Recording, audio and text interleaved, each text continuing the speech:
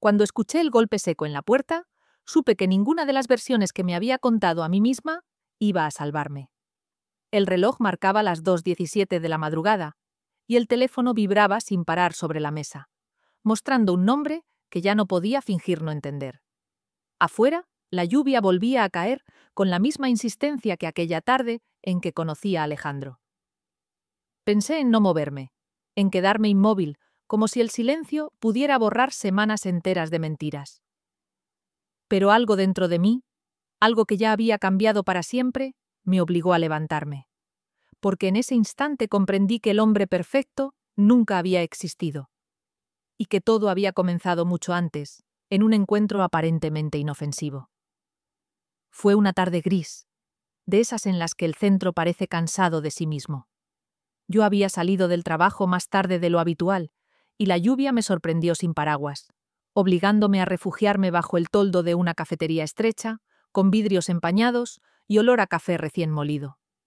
Estaba revisando mensajes sin interés cuando él apareció a mi lado, empapado, sonriendo como si el mal tiempo fuera una anécdota amable. «Parece que llegamos tarde a la primavera», dijo, mirando el cielo. No me asustó su cercanía. Eso ya era raro. Normalmente me incomoda que desconocidos me hablen, pero con Alejandro fue distinto desde el primer segundo. Tenía una voz tranquila, medida, y una forma de mirarme que no invadía, que esperaba. Le sonreí sin pensarlo, y esa pequeña decisión cambió todo. Entramos a la cafetería casi al mismo tiempo. Él insistió en invitarme un café como disculpa por robarme espacio bajo el toldo. Me dijo que se llamaba Alejandro. Yo le dije mi nombre. Hablamos de cosas simples: trabajo, libros que nunca terminamos, ciudades que soñábamos visitar. No revisó el teléfono ni una sola vez. Me escuchó con una atención que hoy sé que era parte de su arte, pero que entonces sentí como un regalo inesperado. Me contó que estaba soltero, que venía de relaciones largas que se habían roto sin dramas. Por desgaste, dijo. Me habló del cansancio de empezar de nuevo, de querer algo auténtico o nada. Yo asentía, sintiendo una calma extraña, una sensación casi infantil de estar a salvo. Con él no sentí la necesidad de aparentar, ni de medir palabras. El tiempo pareció plegarse sobre sí mismo. Cuando la lluvia cedió, salimos juntos. Caminamos unas cuadras sin rumbo definido. Antes de despedirse, me preguntó si podía llamarme algún día. No pidió explicaciones, no hizo promesas. Solo esperó. Le di mi número sin dudar. Esa noche, mientras me desmaquillaba, pensé en lo fácil que había sido todo. Demasiado fácil, quizás. Recuerdo haber tenido una breve inquietud, una sombra mínima que se disipó cuando mi teléfono vibró con un mensaje suyo agradeciendo la conversación. Me dormí sonriendo, convencida de que algunas historias, muy pocas, empiezan bien sin razón aparente. No sabía aún que aquel encuentro estaba cuidadosamente diseñado para parecer perfecto. Ni que esa tranquilidad que sentí no era amor, sino el silencio antes de un derrumbe.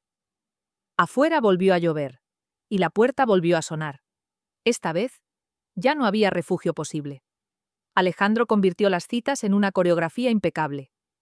Desde la primera salida formal, entendí que para él nada era improvisado, aunque supiera fingir naturalidad. Nunca me decía, sal este día, sino, reserva la noche, quiero sorprenderte. Y lo hacía. Siempre. Restaurantes pequeños con mesas apartadas, velas que parecían colocadas solo para nosotros. Música suave que no obligaba a alzar la voz. Caminatas nocturnas por calles casi vacías, flores sin motivo aparente, notas escritas a mano que deslizaba en mi bolso como si no quisiera que yo las leyera frente a él. Hablaba del futuro con una libertad que me desarmaba. Viajes a ciudades que yo apenas había mencionado una vez, una casa cerca del mar, algún día, cenas largas cuando ya no hiciera falta impresionar a nadie. Nunca usaba la palabra para siempre, pero la colocaba entre líneas como una promesa tácita. Me miraba como si yo fuera una posibilidad real, no una fantasía momentánea. Y yo, que siempre había desconfiado de los hombres excesivamente atentos, empecé a bajar la guardia. Sin embargo, junto con esa perfección llegaron las reglas. No las anunció de golpe. Se deslizaron suavemente, casi sin que yo las notara. Alejandro nunca se quedaba a dormir. Al principio lo interpreté como prudencia, respeto, incluso romanticismo. «Quiero ir despacio», me dijo una noche, besándome la frente antes de irse. Yo lo agradecí, aunque una parte de mí se quedó despierta esperando el sonido de un mensaje que confirmara que había llegado bien. Nunca me invitó a su casa. Siempre tenía una respuesta sencilla. Estaba en Reformas. Compartía temporalmente espacio con un familiar. Prefería esperar el momento adecuado. Lo decía sin titubear, con esa sonrisa tranquila que desactivaba cualquier duda antes de que tomara forma. Mis amigas celebraban su madurez. Yo asentía, repitiendo sus palabras, convencida de que estaba viviendo algo sano por primera vez. Había otra regla, la más extraña. Por las noches, Alejandro apagaba el teléfono. «Necesito silencio», decía. «El mundo es demasiado ruidoso». Al principio me pareció casi poético. Luego empecé a notar que ese silencio no era solo suyo, sino mío. A partir de cierta hora no existía. Ningún mensaje, ninguna llamada, ningún visto. Yo me decía que debía admirar su capacidad de desconexión, que no era justo exigir disponibilidad constante. Y aún así, había noches en las que miraba la pantalla oscura con una inquietud sorda en el pecho. Cuando estaba conmigo, era atento, cálido, presente. Pero había momentos, breves y precisos, en los que parecía ausentarse sin moverse. Una pregunta mía que tardaba en responder. Una pausa de más antes de usar mi nombre. Una expresión que cruzaba su rostro y desaparecía de inmediato. Nunca lo suficiente como para reclamar. Siempre lo justo para sembrar duda y retirarla después. Recuerdo una cena en particular. Hablábamos de infancia, de recuerdos simples. Yo le conté sobre mi miedo a quedarme esperando a alguien que no volviera. Él tomó mi mano con firmeza y me dijo que nunca haría eso. No levantó la voz, no exageró el gesto. Fue precisamente esa contención la que me convenció. Sentí que podía confiarle mis fragilidades, que él sabría sostenerlas. Pero esa noche, al despedirse, volvió a irse solo. Bajo la luz amarilla del portal, me besó con cuidado, como si midiera cada movimiento. Lo vi caminar calle abajo sin mirar atrás. Y por primera vez, en lugar de sentir calma, me quedé inmóvil, con una pregunta incómoda creciendo despacio. ¿Qué parte de su vida no tenía lugar para mí? Elegí no escucharla. Preferí creer en las cenas hermosas, en las palabras suaves, en esa imagen de hombre perfecto que se construía frente a mis ojos. No sabía aún que la perfección, cuando no deja espacio para lo humano, suele esconder algo. Y que cada regla que había aceptado sin discutir me estaba entrenando para no preguntar cuando de verdad importara. Las grietas no aparecieron de golpe. Se filtraron despacio, como humedad, en una pared recién pintada. Al principio eran detalles tan pequeños que me sentía absurda al notarlos, como si mi mente buscara defectos donde no los había. Alejandro seguía siendo atento, cuidadoso, perfectamente calibrado. Y sin embargo, algo empezó a desacomodarse dentro de mí. El anillo fue lo primero. Una noche, mientras esperábamos el postre en uno de esos restaurantes silenciosos que él tanto elegía, lo vi en su mano izquierda. Un aro simple, sin piedras, discreto. No era llamativo, pero estaba ahí. Me quedé mirándolo quizás un segundo de más, porque Alejandro bajó la vista y, como si nada, se lo quitó y lo guardó en el bolsillo. Continuó hablando, describiendo un viaje que podríamos hacer algún día, sin notar, o fingiendo no notar, el cambio en mi respiración. No dije nada. Me dije que seguramente era un anillo viejo, un recuerdo, algo sin importancia. Días después, durante un paseo nocturno, volví a verlo en su dedo. Esta vez lo llevaba con naturalidad, como si nunca hubiera desaparecido. Cuando le pregunté, con una sonrisa que intentaba ser casual, se rió suavemente. «Es una manía», dijo. «A veces lo uso, a veces no. Cosas mías». No explicó más. Y yo, otra vez, acepté menos de lo que necesitaba saber. Luego vinieron las llamadas. El teléfono vibraba en la mesa, y Alejandro lo giraba boca abajo con un movimiento casi automático. No colgaba, simplemente dejaba que sonara hasta apagarse. Siempre tenía una excusa ligera. Trabajo antiguo, números equivocados, gente que no sabía respetar horarios. Lo decía sin molestia, como si eso demostrara que no había nada que ocultar. Pero empecé a notar que esas llamadas tenían patrones. Siempre ciertas horas. Siempre los mismos gestos. Había silencios nuevos. No los silencios cómodos, compartidos, sino pausas tensas que aparecían después de ciertas preguntas. Si hablaba de fines de semana largos, de planes improvisados, de conocer más de su rutina, Alejandro respondía con frases vagamente cerradas. Nunca mentía de forma evidente. Simplemente desviaba, suavizaba, postergaba. Una tarde, mientras caminábamos bajo un cielo claro que contrastaba con mi ánimo, decidí decirlo en voz alta. No una acusación, solo una incomodidad. A veces siento que hay partes de tu vida que no puedo tocar, dije, como si hubiera zonas prohibidas. Se detuvo. Me miró con paciencia, como si yo fuera una niña confundida. Valeria, dijo, creo que estás buscando problemas donde no los hay. Quizás vienes de relaciones complicadas, y eso te hace dudar de algo que es simple. No levantó la voz. No se molestó. Y eso fue lo que más me desarmó. Sentí vergüenza de haber hablado, de haber puesto en palabras algo que aún no entendía. Me disculpé. Él sonrió, me abrazó, besó mi cabeza con ternura. La conversación se cerró como si nunca hubiera existido. Desde entonces, cada vez que una duda surgía, venía acompañada de su voz suave, casi didáctica, explicándome que la desconfianza era un reflejo mío, no una señal suya. Empecé a corregirme antes de hablar, a revisar mis pensamientos como si fueran errores de cálculo. ¿Y si realmente era yo? ¿Y si por una vez debía simplemente confiar? Pero el cuerpo, a diferencia de la mente, no sabe mentirse del todo. Empecé a dormir peor, a revisar conversaciones pasadas buscando incongruencias mínimas.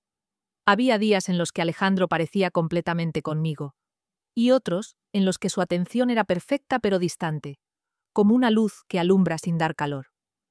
La grieta más grande apareció una noche en que, sin querer, pronuncié la palabra hogar. Fue solo una frase. Me gusta cómo se siente esto, como si estuviera construyendo algo. Él se tensó apenas un segundo, casi imperceptible. Luego sonrió. Vamos despacio, dijo.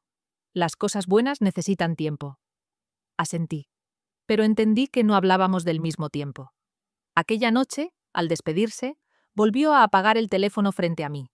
Me besó, me deseó buenas noches y se fue. Yo subí a mi departamento con una sensación extraña, como si hubiera aceptado una versión editada de la realidad. Me quedé mirando mi reflejo en el espejo, preguntándome cuándo había empezado a justificar tanto. ¿Y por qué un hombre tan perfecto me hacía sentir cada vez más insegura? Las grietas ya estaban ahí. Yo solo seguía diciendo que no eran reales. No fue una investigación ni una búsqueda desesperada lo que me llevó a la verdad. Fue el azar, cruel y exacto, haciendo su trabajo. Un sábado al mediodía, entré al centro comercial sin pensar en nada más que comprar un regalo de cumpleaños. Alejandro había dicho que estaría ocupado todo el día. No especificó con qué, y yo no pregunté. Ya había aprendido a no hacerlo. Estaba subiendo por la escalera mecánica cuando lo vi. Primero fue su perfil, inconfundible. Ese modo particular de caminar, relajado pero atento. Sonreía. Mi cuerpo reaccionó antes que mi mente. Una oleada de alivio absurdo recorriéndome, como si encontrarlo allí fuera algo natural. Levanté la mano para llamarlo, y entonces vi a la mujer. Caminaba a su lado, tomada de su mano con una familiaridad que no dejaba lugar a dudas. Tenía el cabello recogido de forma descuidada y una sonrisa cansada pero auténtica, de esas que no se ensayan. Del otro lado iba un niño pequeño, no más de 5 años, saltando entre ellos, soltando la mano de Alejandro para correr unos pasos y volver, seguro de que estaría allí cuando regresara. Alejandro se agachó para decirle algo al oído. El niño se rió. La mujer apoyó la cabeza por un segundo en el hombro de él. Alejandro le besó la frente con un gesto automático, íntimo, aprendido. El mismo gesto que a mí me había parecido tan especial cuando lo hizo por primera vez. El mundo se redujo a esa escena. No sentí rabia inmediata, ni ganas de llorar. Sentí frío. Un frío seco que me subió por la espalda, y se me instaló en el pecho. Me quedé quieta, invisible entre la gente, viendo cómo seguían su camino sin notar mi presencia. No eran amantes escondidos, ni una cita ocasional. Eran una familia. No los seguí. No podía. Salí del centro comercial con una sensación de irrealidad, como si hubiera atravesado un vidrio que separaba dos mundos. Caminé sin rumbo durante horas. Mi teléfono no vibró. Él seguía ocupado. Esa noche no pude dormir. Las imágenes volvían una y otra vez, ahora acompañadas por detalles que antes no había querido ver. Su forma de hablar de los fines de semana, el teléfono apagado, las promesas siempre ubicadas en un futuro borroso. Abrí la computadora con manos temblorosas. No sabía exactamente qué buscaba, pero sabía que debía hacerlo. Bastó su nombre completo. Una búsqueda simple. Redes sociales que yo nunca había visto. Fotos antiguas, etiquetas. Un perfil discreto, casi abandonado, pero suficiente. Allí estaba ella, Lucía. El mismo rostro del centro comercial. La misma sonrisa. La descripción era clara, brutal en su sencillez. Casada con Alejandro desde 2016. Más abajo, fotos familiares, celebraciones, vacaciones. ¿Y Mateo? El niño, su hijo. Sentí náuseas. No porque la verdad fuera peor de lo que imaginaba, sino porque encajaba demasiado bien. Todo tenía sentido ahora, un sentido que me excluía por completo. Yo no era parte de un conflicto, ni una duda. Yo era un espacio intermedio, cuidadosamente escondido. Repasé nuestros mensajes, nuestras citas, nuestras palabras. Cada estoy solo se volvió una mentira activa. Cada gesto amable, una estrategia. Me pregunté si había habido alguna vez un momento real entre nosotros o si todo había sido una representación diseñada para no levantar sospechas. Lloré, sí, pero fue un llanto distinto, silencioso, breve. No había margen para el descontrol. Estaba demasiado ocupada entendiendo, comprendiendo que el hombre perfecto no solo mentía, sino que lo hacía con una elegancia aterradora. Que mientras yo aprendía a acomodarme a sus reglas, él regresaba todas las noches a una casa, a una esposa, a un hijo que pronunciaba su nombre sin saber nada de mí. Cuando amaneció, ya no era la misma. La ingenuidad se había roto sin ruido. No lo llamé, no le escribí. Dejé que el día avanzara como siempre, como si nada hubiera pasado. Sabía que tarde o temprano Alejandro volvería, con su calma calculada, con su versión editada de la realidad. Y yo estaría allí, escuchando, no para creerle, sino para aprender exactamente cómo mentía.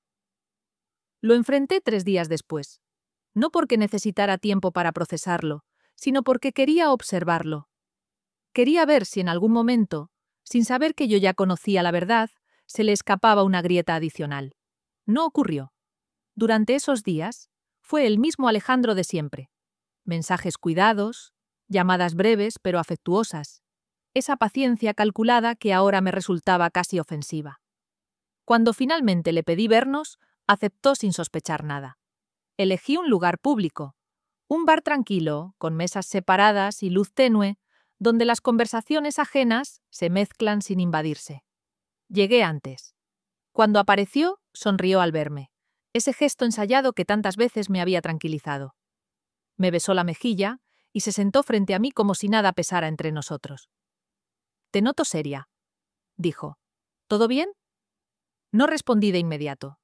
Saqué el teléfono, lo apoyé sobre la mesa y lo miré a los ojos. Por primera vez, no bajé la mirada. «¿Te vi?», dije. El silencio cayó exacto. Alejandro no preguntó qué quería decir. No fingió confusión. Solo mantuvo la expresión neutra durante un segundo demasiado largo. «¿Verme dónde?», preguntó finalmente. «En el centro comercial, con tu esposa y tu hijo». Ahí apareció la primera fisura real. No un grito, no una negación violenta. Fue algo más sutil, un leve parpadeo, una tensión mínima en la mandíbula. Después, negó con la cabeza y sonrió como si yo hubiera hecho una asociación equivocada. «Valeria, ¿estás confundida?», no levanté la voz. «Lucía, casados desde 2016. Mateo, 5 años». El color se le fue del rostro. Miró alrededor. Incómodo por primera vez desde que lo conocía. Bajó la voz, se inclinó hacia mí. No es tan simple. Negó durante varios minutos. Dijo que yo había malinterpretado la situación, que esa mujer era parte de su pasado, que el niño no vivía con él. Sostuvo la mentira hasta que se volvió insostenible. Yo no discutí. No interrumpí. Cuanto más hablaba, más claro quedaba el esfuerzo. Finalmente se quebró. No como yo había imaginado, sino de una manera casi estudiada. Sus hombros cayeron, sus ojos se humedecieron. Pasó una mano por su rostro y suspiró, largo.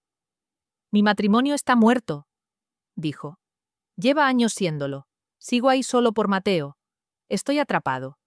Me habló del divorcio, en proceso, de discusiones interminables, de una vida que ya no reconocía como propia.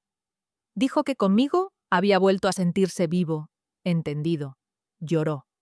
Lloró de verdad, o al menos lo pareció.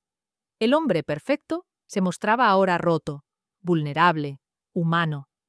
Era una escena convincente, peligrosamente convincente. Lo miré llorar sin moverme, sin tocarlo, sin consolarlo. «Sé que te mentí», continuó, «pero no por maldad. Tenía miedo, miedo de perderte antes de tener la oportunidad de demostrarte quién soy».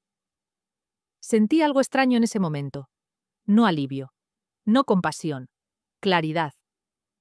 Entendí que cada palabra estaba colocada para minimizar su culpa y maximizar mi duda. No decía, te engañé. Decía, tenía miedo. No decía, traicioné a mi familia. Decía, estoy atrapado. Todo era un desplazamiento elegante. Asentí.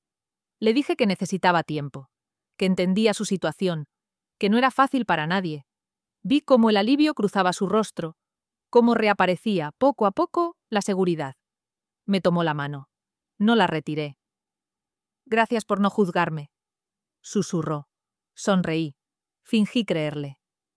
Esa noche, sola en mi departamento, escuché otra vez su voz en mi cabeza. No como antes, sino como una grabación que puede pausarse y analizarse. Ya no era una mujer herida buscando explicaciones. Era alguien que sabía demasiado.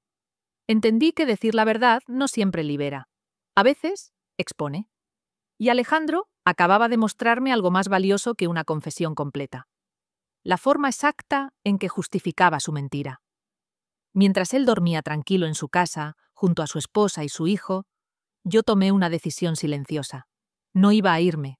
No todavía. Iba a quedarme el tiempo suficiente para que su propia versión de los hechos se volviera contra él. Y esta vez, la que escuchaba, la que observaba, la que guardaba cada palabra, era yo. Seguí viéndolo como si nada hubiera cambiado, y al mismo tiempo como si todo hubiese cambiado para siempre. Me convertí en una versión de mí misma que observaba desde afuera. Calmada, comprensiva, paciente. La mujer que entendía procesos difíciles, matrimonios rotos, hombres atrapados por responsabilidades que no habían elegido del todo. Alejandro necesitaba esa versión de mí, y yo se la ofrecí sin resistencia. Nos veíamos igual que antes. Las mismas cenas, los mismos paseos, la misma atención cuidadosamente dosificada. La diferencia era invisible para él, pero absoluta para mí. Cada palabra suya dejó de ser refugio y se volvió evidencia. Empecé a guardar todo. Mensajes en los que hablaba de su matrimonio como un error. Audios donde decía sentirse asfixiado, donde minimizaba su vida familiar con una frialdad que helaba la sangre. Fotos nuestras, fechadas con precisión. Capturas de conversaciones que antes habría borrado por pudor o miedo. Alejandro hablaba más ahora. La confesión a medias lo había liberado. Creía que al haber aceptado su versión, yo había aceptado también su lógica. Se permitía ser más cruel, más honesto en su desprecio. Lucía dejó de ser una presencia abstracta y se convirtió en el problema. Mateo, la razón por la que no podía irse aún. Yo escuchaba sin juzgar. Asentía en silencio, hacía preguntas suaves que lo animaban a seguir. «No sabes lo solo que me siento», decía. «Con ella no soy nadie». Yo inclinaba la cabeza, como quien comprende un dolor profundo. Por dentro, algo se solidificaba. Pero Alejandro no era descuidado. Nunca lo había sido. Empezó a mirarme distinto. No de golpe, sino con una atención nueva, inquisitiva. Preguntas casuales que ahora tenían filo. ¿Qué había hecho tal día? ¿Por qué estaba tan callada a ratos? ¿Por qué no parecía molesta como debería estarlo? Yo respondía con calma, cuidando cada gesto. «Confío en ti», le dije una noche. «No gano nada desconfiando». Esa frase lo tranquilizó, pero no del todo. Empezó a revisar su teléfono con más frecuencia, a cambiar rutinas. Una vez me pidió, casi en broma, que no grabara audios suyos porque decía estupideces. Sonreí y le prometí que no lo haría. Ya tenía más de los que necesitaría jamás. Noté algo más. Su necesidad de control aumentaba cuando sentía que yo no lo necesitaba. Si tardaba en responder, aparecían mensajes seguidos. Si mostraba demasiado entusiasmo por mis propios planes, preguntaba con quién estaba. El hombre perfecto empezaba a mostrar fisuras nuevas, menos pulidas. Una tarde me dijo, mirándome fijamente: «Siento que sabes algo que no me dices». El corazón me golpeó fuerte, pero no se notó. «Sabemos muchas cosas que no decimos», respondí. «Eso no siempre es malo». Me observó largo rato. Luego sonrió. No confiaba del todo, pero tampoco tenía pruebas. Y Alejandro solo sabía moverse cuando tenía el control del tablero. Yo, en cambio, ya estaba jugando otra partida, una silenciosa. Cada noche, al llegar a casa, ordenaba los archivos como quien construye un mapa. Fechas, palabras repetidas, contradicciones. No lo hacía desde la rabia, sino desde la lucidez. Ya no quería que me eligiera. Quería entender hasta dónde llegaba su mentira. A veces, al escucharlo hablar con tanta convicción sobre un futuro conmigo, me preguntaba si él mismo creía sus propias palabras, si había una línea clara entre la máscara y el rostro real, o si todo era lo mismo. Pero dejé de buscar respuestas emocionales. No servían.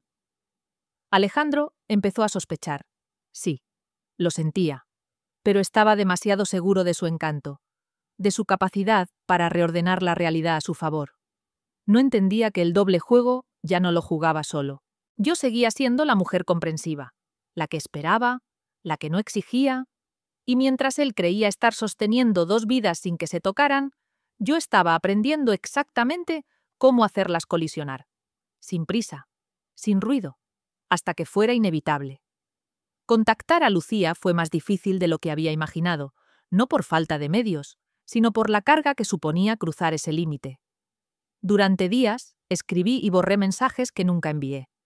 No quería sonar acusadora ni desesperada. Tampoco buscaba venganza inmediata.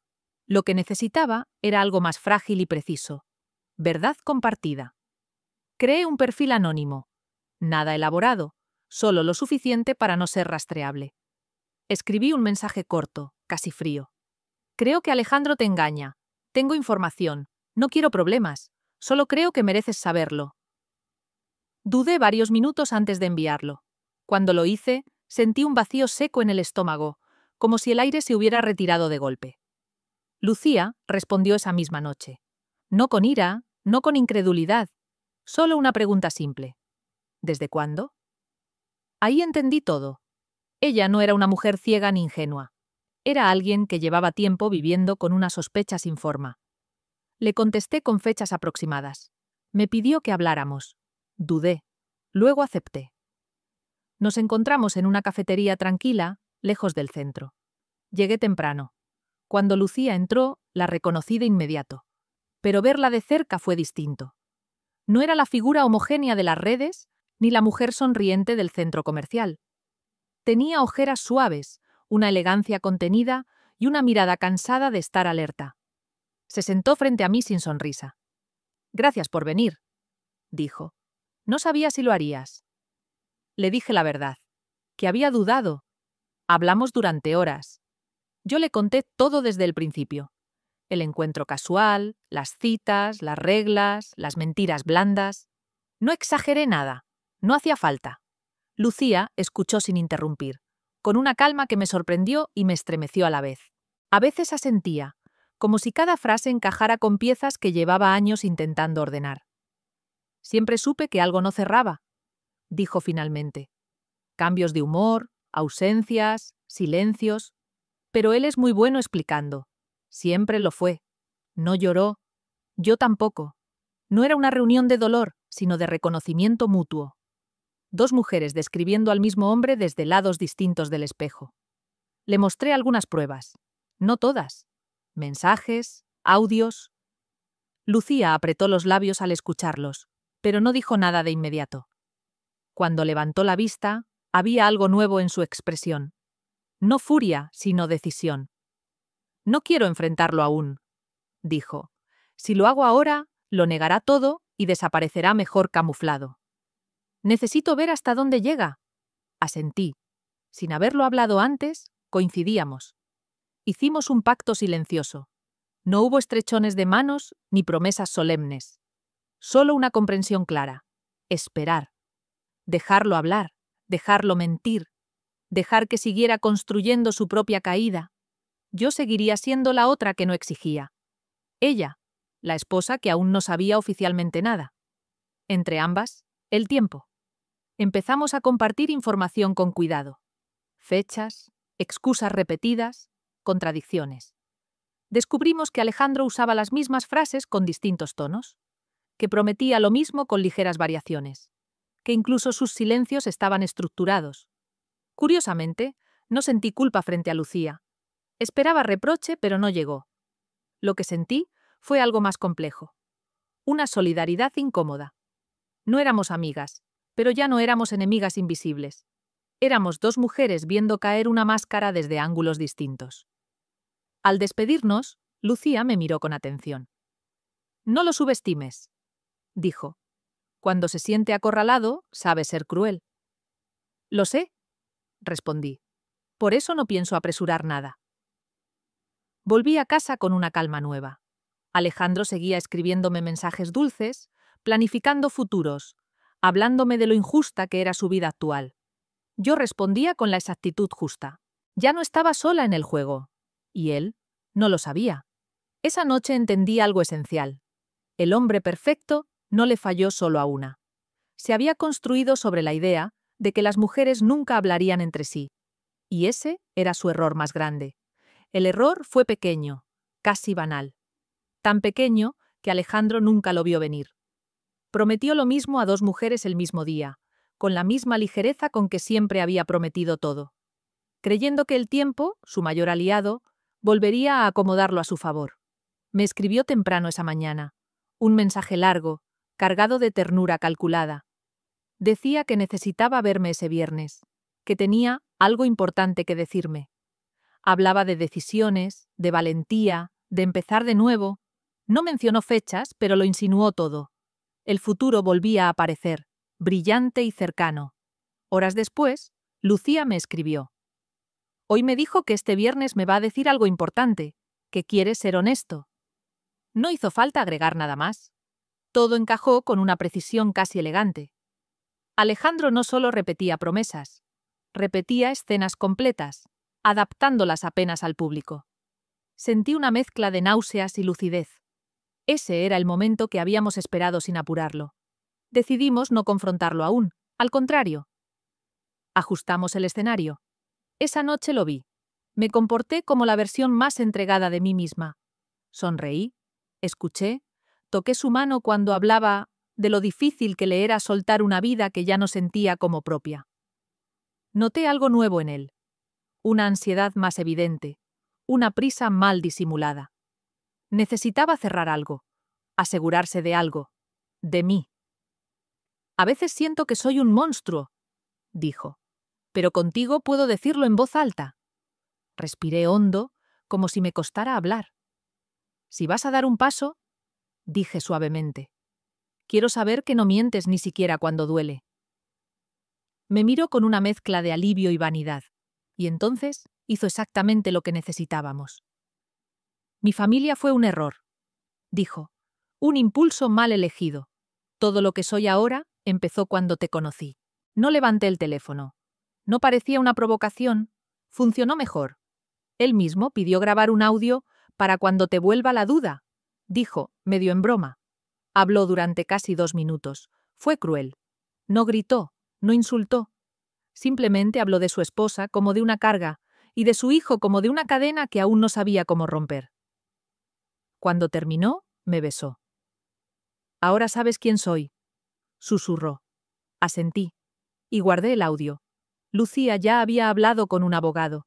En silencio, con eficacia. Mientras Alejandro se creía en control de todas las narrativas, ella reunía documentos, fechas, movimientos financieros. Preparaba el terreno legal con la misma paciencia con la que yo había reunido sus palabras. El viernes llegó. Alejandro planeó los 2 encuentros con cuidado, seguro de que nadie miraría hacia el otro lado del escenario. No sabía que ya no estaba solo en su propia obra. ¿A mí? ¿Me citó más tarde? A Lucía, antes. Creía que el orden lo protegía. No funcionó. Lucía lo dejó hablar. Lo dejó usar las palabras ensayadas, la voz grave, la pose de hombre valiente dispuesto a hacer lo correcto. No reaccionó hasta el final. Entonces le habló del audio. No gritó. No lloró. Solo le dijo que ya no necesitaba escuchar nada más. Horas después vino a verme. Esta vez no hubo tensión compartida ni pacto tácito. Me entregó los documentos del divorcio que ya estaban listos y me pidió algo a cambio. «Quiero que lo mire a los ojos cuando todo caiga», dijo. «Y quiero que tú estés ahí, no para humillarlo, para que no pueda decir que fue un malentendido». Acepté. Alejandro seguía creyéndose brillante. No sabía que su propia voz, esa que usaba para seducir y minimizar, ya no le pertenecía. No sabía que la máscara no se rompe cuando grita, sino cuando coincide demasiado con la verdad. El hombre perfecto estaba a punto de escucharse a sí mismo por primera vez, y esta vez no habría forma de apagar el teléfono ni de llamar a eso silencio. La caída no fue rápida ni limpia, fue ruidosa, desordenada, profundamente reveladora. Ocurrió en la casa que Alejandro decía sentir ajena, pero que conocía de memoria. La casa donde había aprendido a mentir sin levantar la voz. Entramos juntos. Lucía primero, yo después. Alejandro no me esperaba allí. Cuando me vio, su expresión pasó por varias emociones en segundos. Sorpresa, confusión, una chispa de alivio mal colocado, como si creyera que aún podía controlar el relato. «¿Qué es esto?», preguntó intentando sonreír. «¿Desde cuándo?» Lucía cerró la puerta con calma. «Desde siempre», dijo. «Solo que ahora estamos las dos». El silencio pesó más que cualquier grito. Alejandro dio un paso atrás. Miró alrededor, como buscando una cámara oculta, una explicación alternativa que no implicara responsabilidad. No la encontró. Lucía habló primero. Le dijo que sabía todo. No entró en detalles. No hizo listas. No necesitaba hacerlo. Sacó el teléfono y reprodujo el audio. Su voz llenó el living con una claridad insostenible. Cada palabra que había pronunciado con ligereza volvió a él sin filtro, sin contexto protector. Su propia voz hablando de errores, de cargas, de familias mal elegidas. Alejandro intentó interrumpirla. «Eso no es lo que quise decir. Cállate», dijo Lucía. No alzó la voz. No fue necesario. Cuando el audio terminó, hubo un segundo eterno. Entonces explotó. Gritó. Negó. Se justificó. Pasó de la culpa al enojo, del enojo al ataque. Dijo que Lucía era fría, que yo era manipuladora, que nadie lo entendía. Nos culpó de haberlo empujado, de haberlo espiado, de no darle espacio. Nunca dijo me equivoqué. Nunca dijo lo siento. Mateo apareció en el pasillo. Lucía se giró de inmediato y le pidió que volviera a su habitación. Alejandro no lo miró. Estaba demasiado ocupado defendiéndose de una caída que ya no tenía freno.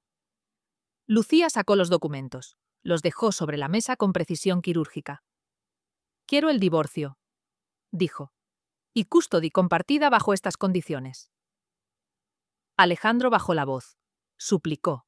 Cambió de tono con la misma habilidad con la que siempre se había transformado. Prometió terapia, cambios, honestidad. Me miró a mí, buscando alianza. No la encontró. «No vine a salvarte», le dije. «Vine a cerrar esto». Esa frase terminó de romper algo. Nos miró como si recién entonces entendiera que no era una escena reversible, que no había carisma suficiente para recomponer lo perdido. Las consecuencias no tardaron. Lucía fue precisa. El divorcio avanzó rápido, pero no fue solo eso. Alejandro había usado excusas similares en su trabajo, ausencias mal explicadas, versiones contradictorias. El escándalo alcanzó su entorno profesional como una marea lenta pero firme. Perdió credibilidad. Luego el puesto. El hombre perfecto empezó a desaparecer de los espacios que lo habían sostenido. Las sonrisas entrenadas ya no funcionaban sin audiencia dispuesta. Días después me escribió. Breve, desordenado, sin encanto. Me dijo que estaba solo, que había perdido todo, que yo era la única que lo conocía de verdad. Leí el mensaje sin emoción. Entendí algo entonces. Nunca había buscado destruirlo. Solo había dejado de sostener la mentira que lo mantenía en pie. Lucía se mudó con Mateo. Nos despedimos sin dramatismo, con una calma extraña, ganada. No prometimos volver a vernos. No hizo falta. Alejandro seguía allí, caído, mirándose finalmente sin maquillaje. Y yo, por primera vez desde que lo conocí, ya no sentía nada al pensar en él. Alejandro volvió a buscarme cuando ya no quedaba nadie más. Su mensaje no tenía estructura ni cuidado. Era un desorden de frases cortas, escritas de madrugada, como si el silencio que tanto defendía se hubiera vuelto insoportable. Decía que estaba solo, que todo había sido un error, que conmigo podía volver a empezar. No hablaba del daño causado, sino de lo mucho que ahora necesitaba ser entendido. Por primera vez, no hubo encanto en sus palabras, solo urgencia. Acepté verlo. No por nostalgia ni compasión, sino porque sabía que ese encuentro era la última pieza que necesitaba para cerrar el círculo. Quedamos en el mismo bar donde lo había enfrentado meses atrás. Llegó antes que yo. Ya no estaba impecable. Su mirada era opaca, el gesto inseguro. Cuando me vio, se levantó demasiado rápido, derramando un poco de agua sobre la mesa. «Gracias por venir», dijo. No sabía a quién más acudir. Lo escuché hablar durante largo rato. Me contó lo injusto que había sido todo, lo solo que estaba en su departamento vacío, lo difícil que era verse sin nadie que lo reflejara. Usó palabras que antes me habrían conmovido. Esta vez solo las dejé pasar. No interrumpí. No discutí. Lo observé como se observa algo que ya no nos pertenece. «Te necesito», dijo al final. «Perdí todo, Valeria. Pero contigo puedo ser yo». Ahí entendí que nunca había sabido quién era. O peor, que siempre había sido exactamente eso. Un hombre que solo existe cuando alguien lo mira. «No te amo», le dije con calma. «Y no te odio tampoco. Pero ya no quiero ser parte de tu historia». Intentó tocar mi mano, la retiré sin brusquedad. «Esto no es castigo», continué. «Es consecuencia». No lloró, se quedó en silencio, como si esa palabra no estuviera en su repertorio emocional. Me levanté antes de que encontrara otra frase ensayada. Al salir, no miré atrás. Esa noche, en casa, abrí mi teléfono y borré todo. Mensajes, fotos, audios. No fue un acto impulsivo ni simbólico. Fue limpio. No necesitaba pruebas ni recuerdos. Ya no estaba reconstruyendo nada. Mientras el progreso avanzaba, pensé en la mujer que había sido cuando conocí a Alejandro. Abierta, confiada, dispuesta a explicar sus límites. No me avergoncé de ella. Entendí que no había perdido dignidad al creer, sino al dudar de mí misma, y eso ya no ocurría. Semanas después, acepté una cita. Un café sencillo, una conversación sin promesas. No busqué señales absolutas ni perfecciones impecables. Busqué coherencia, presencia, silencios reales. Caminé hacia el encuentro con paso firme. No esperaba nada extraordinario. Y eso, por primera vez, me hizo sentir en paz. No recuperé el tiempo perdido ni las ilusiones rotas. Recuperé algo mejor. Mi voz interna, esa que había silenciado para acomodarme a una versión editada de la realidad. El hombre perfecto nunca existió. Pero la mujer que aprendió a no conformarse con menos de la verdad, sí. Y esa, ahora lo sabía, era suficiente.